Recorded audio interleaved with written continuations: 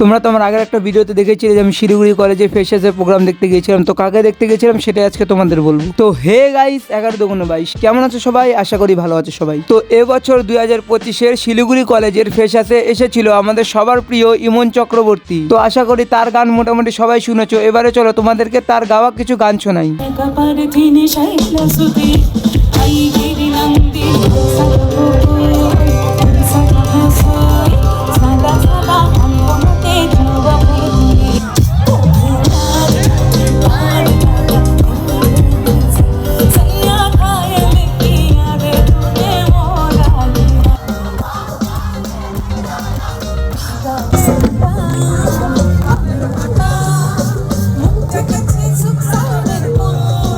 তারপরে প্রোগ্রাম শেষ হওয়ার পরে স্টেজের উপরে উঠে কিছুক্ষণ ফটো তুলে ওখান থেকে বেরিয়ে আমরা চলে যাই বাড়ি। তোমরা লাইক কমেন্ট শেয়ার আর আমার ইউটিউব চ্যানেলটাকে সাবস্ক্রাইব করে দিও তাড়াতাড়ি।